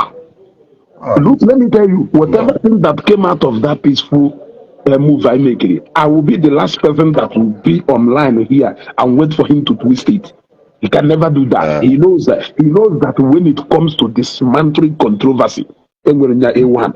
So he dare not try to cook up anything. When it comes to dismantling lies and propaganda, A1, University of Bengoria. So now the point is that at this particular point, onye Tokamuso we hands off come on or consign them just like this particular one or consign them because it was all of us who fought this particular voice note when it came out. So for him to come out and for all those people who Jpac don't drop evidence, I have now analyzed the evidence Jpac drop. You are seeing now that the evidence is pointing to him and doing what?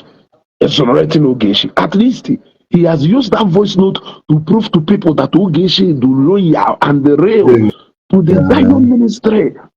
Because the voice note to play Eboshoko prove the man that Ogechi wanted to broadcast to people that Evangelist Ebuka Obi maybe he did not pay attention to that voice note as that he who does want to destroy the first make mad. when he was on call, Adam know when Bona say, my wife, mommy, please, mommy, just wait. You know, I believe that the woman, being a man wine involved, you go wine. As a man, igana 88, igana no matter, igana take a direct decision. Igana love your wife decision will be coming in. Seriously, because I watch them. I want that woman. But say, wait.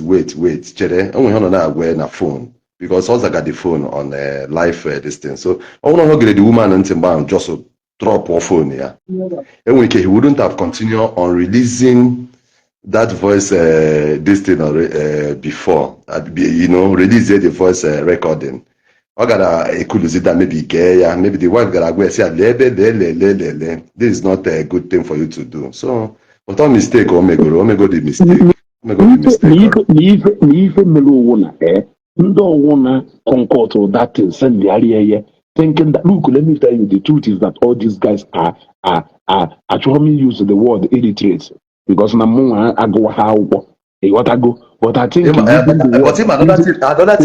thing chere gwa gị another thing where mgbe ọbụla mmadụ na-eme ihe you need to be careful in terms of things gbasara public. You got to be careful because na iru dị iche obi dị iche and obi bụ the hardest thing na ndụ mmadụ that you self you can't even check it. Ndị gị na ha nọ maybe talking good but n'ime obi ha enwere ike obi ha na-awụ na oge echi gbaka onye aka ozu ike biko, you know, that kind of a thing. People are different. People are different. And they're telling you, right on, you are doing well, you are doing good. But inside their heart, how they were happy, the bad thing in a mega. That's why the mouth is different from the heart. The mouth is different from the heart. So the thing out from here, no, in just is just need to calm down. No, try a way, okay, try a the thing they're mananti at all. And she just need to try brother, because then they say now the voice is cut and join. Even though now the voice will cut and join, yet he still exonerated Ogechi and indicted himself. Because me personally, brother, wait. Ichi cut and join. He may cut and join. No, yeah, we may on us. Yeah, if you cut and join, in support of you. Before you do cut and join, you have to do cut and join. Yeah, you throw in the mother say, wow. You may cut and join. No, yeah, that indict. What is cut and join? Email cut and join email that na gbara ndị mmadụ na-esendịrị Ogechi voice note ebe Rafa ya Ebonyi son na plan evil against Ebuka Obi. Ogechi wee na-agwa the best way ISU will set up a program that will release that. But for me, what I understand about that person, brother Jero, is that the cut and join email there? He made the cut and join or happy court to Ogechi admitted that no go send there, yeah. Or when I went to ISU and made the thing. Ogechi even said that now he releasing them not only say to share the thing, we was in the mother name with there somebody na plan no Igbo Evangelist Ebuka Obi so and so thing. And you think you are smart. You are forgetting that video is also confirming to people that even in Ogechi but if you can actually send her the voice and the WhatsApp conversation of you and your friends, that shows that you actually told her more. That is number one. Number two, you lied to your friends that you were not the one who sent that voice note to Ogechi. You came yesterday night and admitted now that it was you who sent it to her. So what kind of a man are you? What kind of a man are you? I'm asking you. Just for my own self, I just studied both the Ebonyi son, that conversation. I studied that one, Ogechi, respond there. For my own observation, I understand that now, that first Ebonyi son is like something else and the mother. Man, them see what is happening, you know, like see a leakage of information. Illeak information on what Inhageji maybe maybe the favor will not come from this other side because this other side is more larger. Do you understand? Maybe they kept it. Maybe on that when that thing came, she was in a better position to do what's supposed to do. But her own response now, she responded to that message. It's not maybe a different conversation. In the form of ebe dikiri mmadụ ihe. Nwanne m lekwa ihe na-eme no. Onye asị okay, maybe ka e were ya dee ihe ndị a chọrọ ime. Maybe ọnwụ na ọmụnwa asị na onye a na-ata na-emasị mmadụ rụọ ọrụ onye ọrụ nwere ụgwọ. Maybe a na-eche n'ụgwọ from this other side, you know. So in here will respond. The thing even though the investigating people trying to investigate, the thing not join it together with that Ebonyi son of conversation. The conversation join it together. Or him one minute observe. Or join her there together. Play voice note, Ebonyi son, and the response, Ogeshi, when you send Jpac in that WhatsApp group. Jpac in the WhatsApp group ebe anowe pankata if our WhatsApp group nde MCA1 monetize their account, so how we WhatsApp group. So according to the defense they were giving them Ebonyi son and others, they said that na ha sere ka ha na plano na ha na discuss ife ya ha me ka ha trend there. So that was when Ebonyi son said that in that WhatsApp group. Now it got to the time oge Ebonyi son na Jpac adrozima, and that time Jpac do good with the Zion Ogeshi and others. Now oge Jpac we just put that voice note where to all you Ogeshi place Ebonyi son because that time Ebonyi son na kotose the Zion Ogeshi. So now being on a kotose in the Zion to prove that Nifeni na on a cooked up story. Jpac we will put a go na WhatsApp group where to Zeli Ogeshi. Since Ogeshi can go see them mad. So Ogeshi was now telling him that na I send the area OT the ten fly that now you need the one them mad. Now you need because people were torn in large numbers. Here no when somebody na plan equal na Evangelist Ebuka Obi shole that mado. Then atuzie that voice note, and of it true, that was how that voice note was released. Yes, it's true, my brother. The so only now thing when it happened, the people on that WhatsApp group became furious. They started looking for who released that voice note. So being half on a Jpac and not together with the people on the WhatsApp group, because they know that no Jpac none of that WhatsApp group not very closer to Ogeshi at that moment. So those people said and agreed that no Jpac won't release that voice note. Jpac did not. How about get a sense? How many things you were? It was not a small issue on Facebook then. No. Even Ijele came into that matter then. I joined Ijele's program because of this matter. Ijele joined my program because of this matter. So, before on Facebook or if a channel before. So them bringing it now and not to show it to Jpac. If I imagine to your owner, he wanted now to confirm to his friends how much of a betrayer he can be. He now accepted what he denied before. He told them that he wasn't the one who released that voice note. Now he came yesterday and accepted that no because if only yesterday accepting the fact that no voice note but an a public domain. Are you getting me? Because by sending it to Ogeshi and by Ogeshi giving him that reply, what it shows is that it was Jpac who released that voice note. Now, if he can betray his friends, we will look information among his friends, supposedly confidential. Release here to the public. Release here to somebody to get the same Ogeshi na Jpac Gwariechi. He released it to the same Ogeshi. What is now confirming to you that every other thing Ogechi na Jpac I'm asking you. But also that he cannot be discussing with a woman. Can you find a woman on her back? What if he can?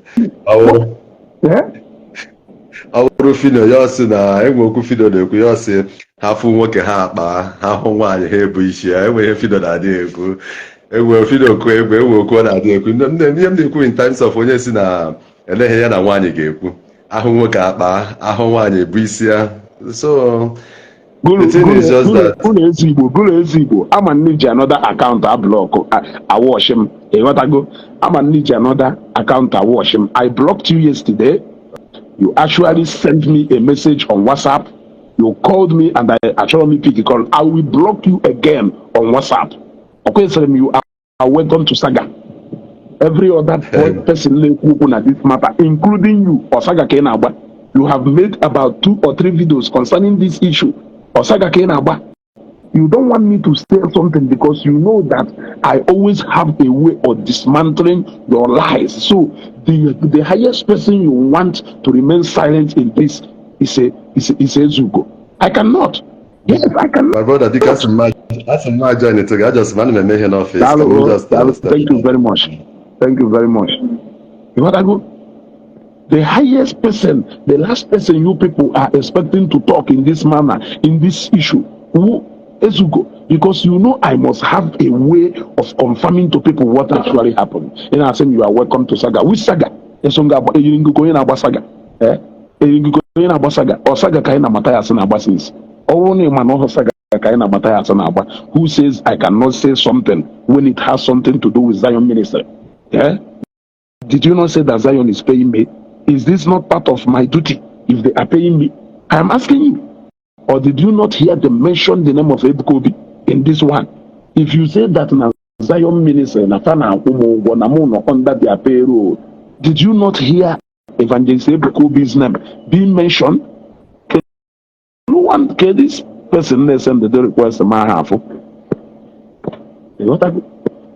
Did you not hear his name being mentioned in all these? Yeah? Block gunyan, block guns gulu. All the too manipulative and Adama like when you too manipulative. You have the freedom to stand where you are standing. You don't have to cajole me into standing where you are standing all in the name of Leto Nutra. No. But we have never stand one place. Since you Matthias, we know that this issue in the opposite direction.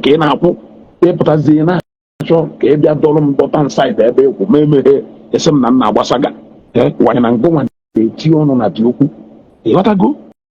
So I think na Jpac did not do well in that broadcast o mere ịghọtago. Jpac did not try well in that broadcast o mere ọ casting onwe too much. So ndị na-ekwu Jpac don't bring evidence ọ ka nwere evidence ọzọ ka this particular one anyị kwuru ka anyị chegasịa coins gụọ ego. I am asking ndị na-ekwu Jpac don't bring evidence. Let Ogechi bring evidence. When another evidence they would do different from this one. Now for the non broadcast they born on by yesterday. Now reputation of you to Golo. Reputation of you to Golo.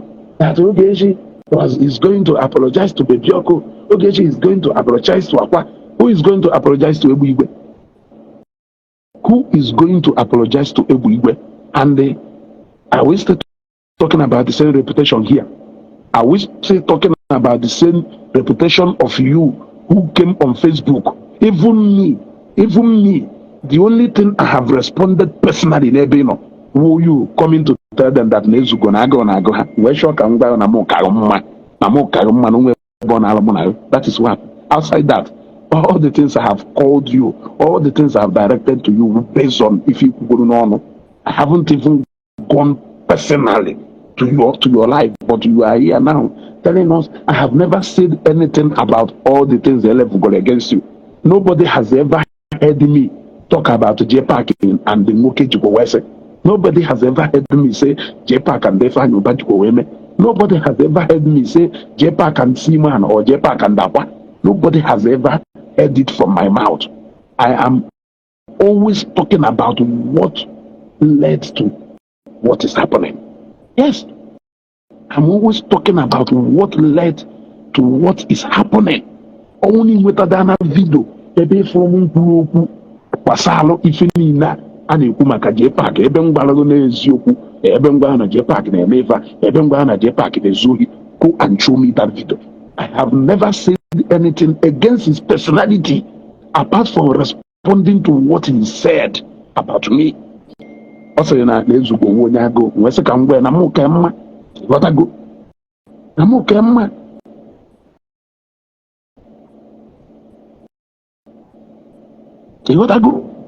And that is it. But this is the caliber of a man who came to live broadcast yesterday and started saying all manner of things about Igbo Okialo, about how Igbo's wife will feel. The answer is no. Did he care about how Igbo's wife will feel about everything? He never knew. Is Igbo involved in this saga Hanaba? The answer is no. If we're gonna have Asho Sagama, if we're gonna have Asho Sagama, they know it's the game. So when Jpac, when Ogechi made mention of Akwa, okuko and all these people on our money now say getting the concern or ha if okay me will or very selfish human being. Yeah. What did they do to you? As far as I heard, the 27 minutes is what you used to wash Ebuka Jpac. If you think that all these big men are not believable, you must be a joker. You must be a joker. You want to know what you are doing to yourself. Because then I said, my battery is going off and I cannot continue. I will be ending this program within a short time. That was how he went to Yam Baba podcast to expose everything about his ex. You see? But all his ex na apagari ebenine oluna na me agbage na ma shohozie okwe wa mmadụ na echo he ono ile onwe but all ga na podcast Yam Baba no la eba. He can never make a video without making reference to his ex. It was 100,000. Mana the ex kuzioku osego na ex ya na apagala everywhere. They na platform me na ebo na ona apoyafa. But you are doing the same. The mother na akologa haka. Jpac is a good man. Jpac is a good man. You will know that on a Haji the remaining reputation in will fall for wala Ogechi saga. Now, has any of them managed to defeat Ogechi for 10 years or 15 years? The answer is no. What makes you think you can do so? I'm asking you a question. Ofuji Kogono Corona cancel if for over 10 years they have never defeated Ogechi, even when they form Palace of Justice, consisting of more than how many people? Yet Ogechi match all of them word to word, action to action. What makes you think there is anything you can do to Ogechi? That no one that Ojodoba. I guess they understand the Inual. But you did not understand what I said. Every single thing in Ogechi within them Madonugolano, it is no more a strange something, it is no more new. That is why we advised you to back out. We advised you to back out. We advised you after looking at it now, we advised you to back out. What Ofuji, Merabeha, and others are doing is trying to take advantage of your platform to start what they failed to finish with Ogechi. Now, whatever that happened between Merabe and Oge, Ofuji and Oge and others, is not supposed to be your business. On a normal, it's not supposed to be your business. But you thought you could use it as an advantage. Is this the first time you are hearing it? In fact, when you're on an Ogechi with problem, you seem to be running to all these people, the same old people. When are we going to hear new things about Ogechi? When are we going to hear new things about Ogechi? Yeah? Are you getting me? When are we going to hear somebody say new things about Ogechi? It is the same old story that they don't want her to have friends, they don't want her to have anybody who they perceive to be close to Oge, they will launch a missile. The same people teach a Makulu, and you think they can help you. Yeah? Why this thing abada instead of either abada this power bank? You're on side door now. Suppose they don't want to blow over here. na-agbatu agbatu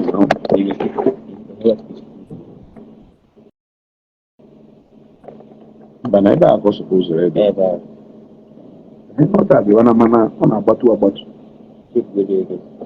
okay so na nne go to go instead of fire agbago na-agbatu agbatu what I go so run away my brother from the no imagine ngonwa ebiara inye high condition if we get one piece who told you that no get your piece.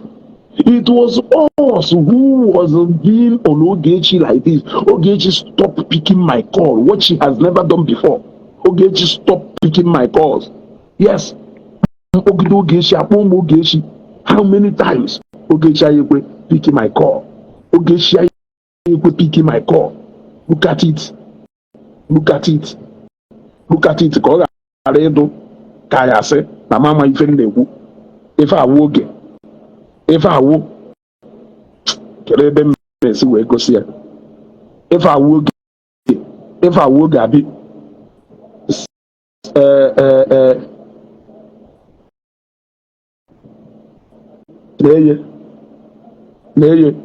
miss call, Opikio, then Nkawuru group call, miss call, Opikio. Answer another missed call. We drop a voice note. Okay, she say no ye pick call. Okay, she pick call. Eh? Okay, she pick call because of Wunya. They will this is somebody who feels the need to maintain peace between Gunogechi. Wunya decided to even invest his time. Eh? Ogechi do ready to go straight 1 year with you. In case you don't know, go and ask people. How I wish you live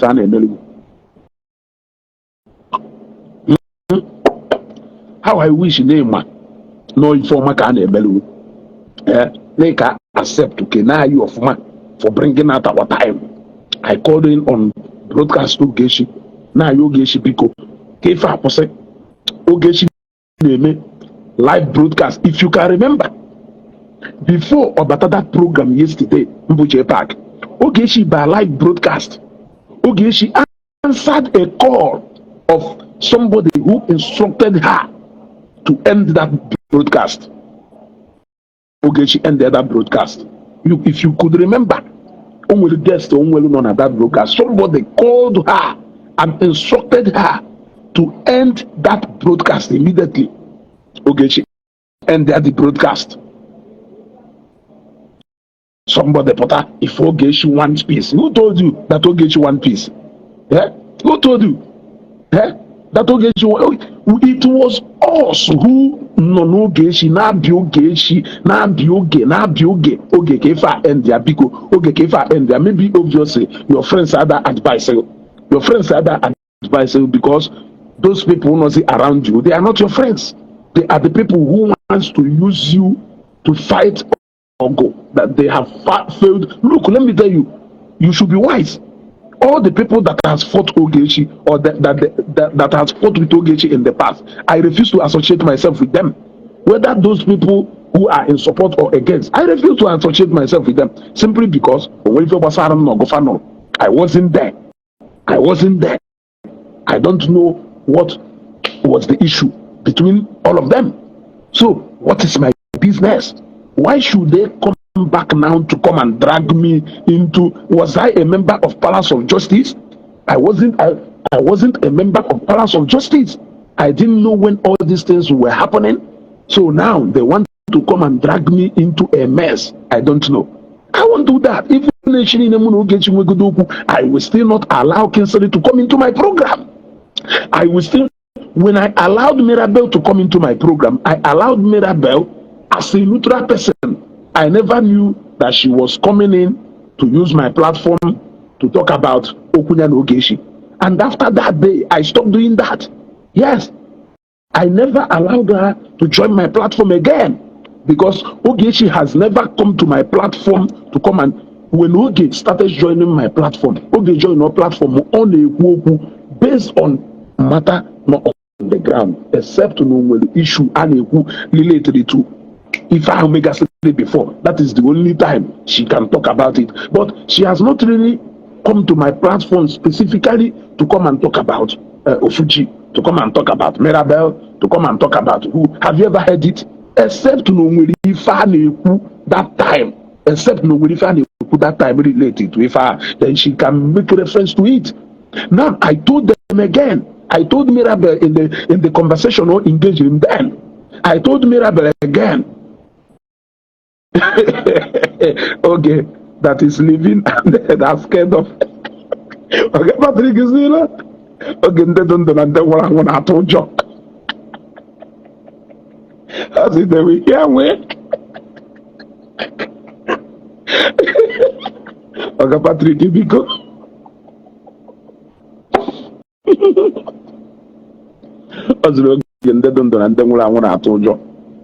They will hear me. And I told them again. Okay, she joined my program. Mirabel and the Ofujin and Dotwe. You people came on me for Ogechi joining my program.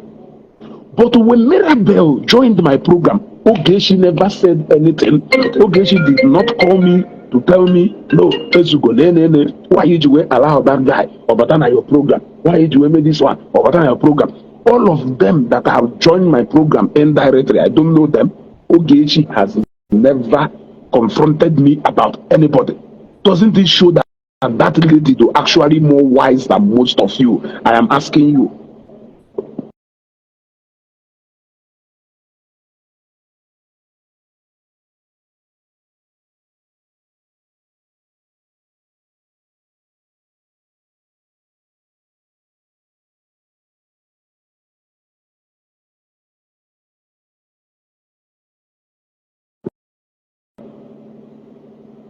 You wanna go? So does that not show that no one can show you whether no way whether no if mother what I go then I am asking you keri phone ka jine me ono for platform or the ball or na agbalo bia happen no ya ka nwekwu zoputara ono na no bakwa o carry here to ahụ draw difficult. Yana another person do recruit one. I know about all that, and that is what Jpac has decided to do. These people are fighting Ogechi for a different thing, not because of what happened. So don't think that they will be in any way helping you. Let them keep warning me. I'm a child. I want to be careful of Ogechi. I want that I'm home if a young Jpac na show no ya class. Onye yiri kere onye yiri ke yiri ngunde na ese oto ha leti na Facebook. I want to ask you on the yiri ngunde na ese oto ha leti na Facebook. So I want to know exactly I should be careful of Oge. Tell me where I should be careful with her. Exactly. Let me know. Happen to the woman. Okay. Paluka Energy, you have come back again with your another account. Guru. Paluka Energy. Eka washiwa. Ike was in na account to washiwa. But he no kumfo sa block wanango. You gotta go. A block wanango. You gotta go. Ida basaga. But he pusiri ike. Lebe Jpac no. So blocked immediately. Blocked. You gotta na. So happen mmadụ aka irrespect mmadụ na ịkwanyere mmadụ ọdụlụ difficult. Hapụ n'Ogechi ụnụ na-ekwu na Ogechi iri isiri ọtọ mmadụ mana ụnụ anọgo na Facebook brand Ogechi akwụ na Chicago is it not 00 ndị oriri izi akwa ha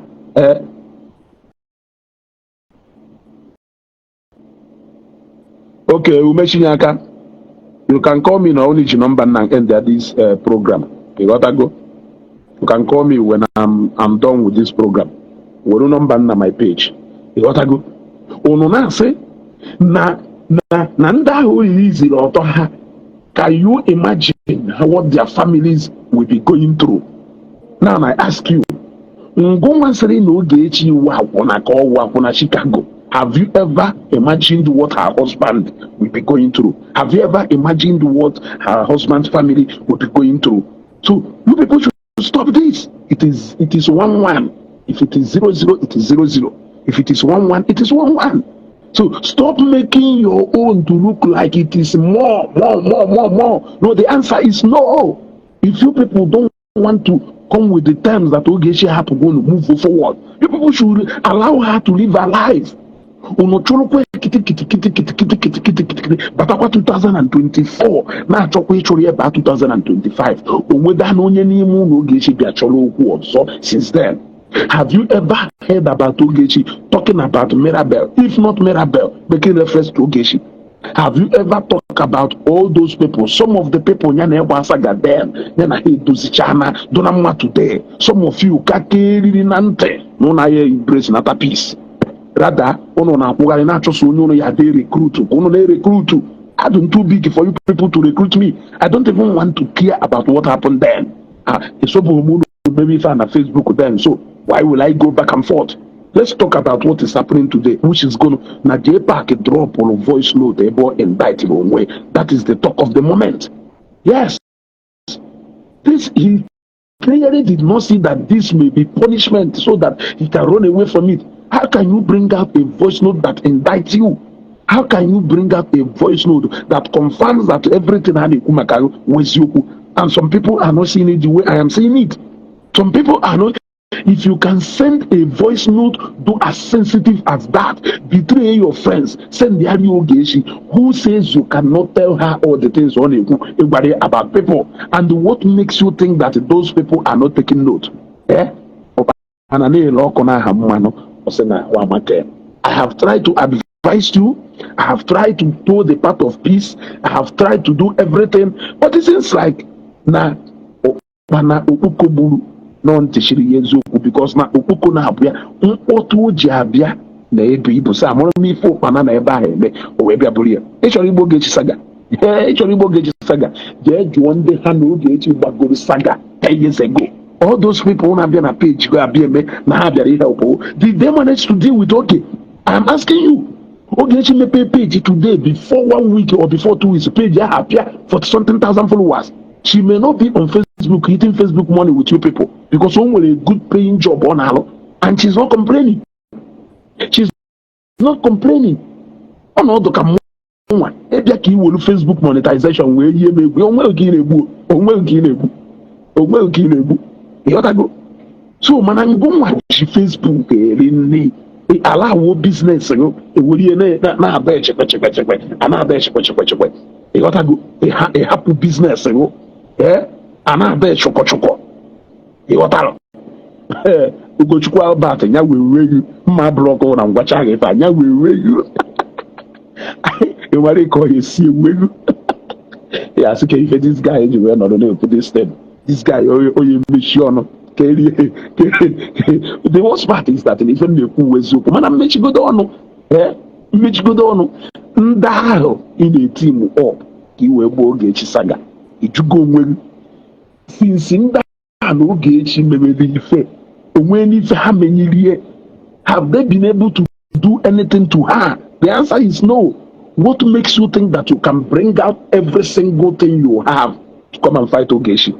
And I say na nwaanyị mere nka na nwaanyị ihe eme nka but if nwaanyị wodi iwuru a confidential information do na WhatsApp group ebe belong nye nwaanyị mana na say that you cannot descend solo to beg a woman.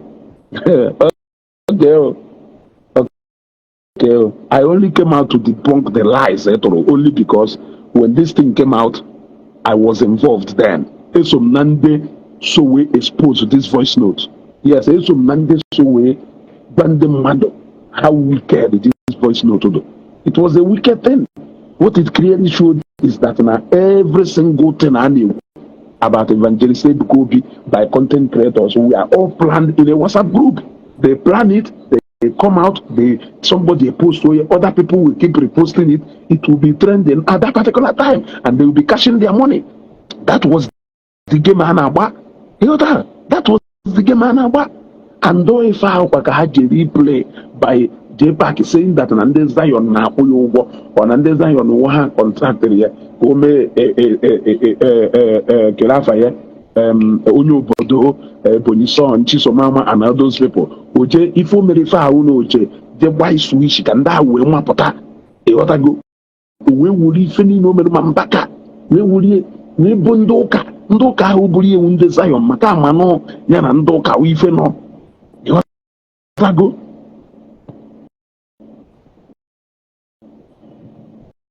Eotago. One got even new. Uwe potazi bia meye, nka we backfire. Nka we backfire, nka we ko, nka we kuyi owe gara agbo enyi. So for ndo tunu na-ekwu kerife okwanya na Jpac de okwanya na Ogechi na-ekwu kerife ọ na-akpọrọ bebi ọkwa okwanya na Ogechi na-ekwu kerife ọ na-akpọrọ ebe igwe okwanya na Ogechi na-ekwu okwanya na Ogechi na-ekwu kerife ọ na George Obi. Let me tell you something you don't know. That voice note, Jpac sent that voice note to Ogechi direct. In case if you don't know. Yes. Jpac sent that voice note direct to Ogechi. It wasn't Accusation who sent that voice note to Jpac. Let him say the truth. Jpac sent that voice note to Ogechi. Ogechi Nyeriaka will send the area Accusation. So stop saying what you don't know. Stop saying what you don't know. Accusation did not release any voice note to Ogechi. Rather, Jpac sent that voice note direct to Ogechi. Guess if you don't know. So the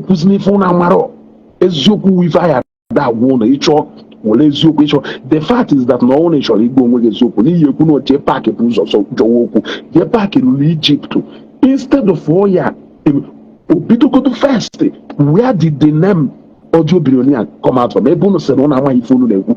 started fighting until he got to the point they ban on now. He go explain tire, no evidence. And the Wobeloge can happy kuku, Kagare no mukuru, Kagari kuku, Kagape no mukuru. You ought to go, Gato. I will still come out and debunk it. You ought to go.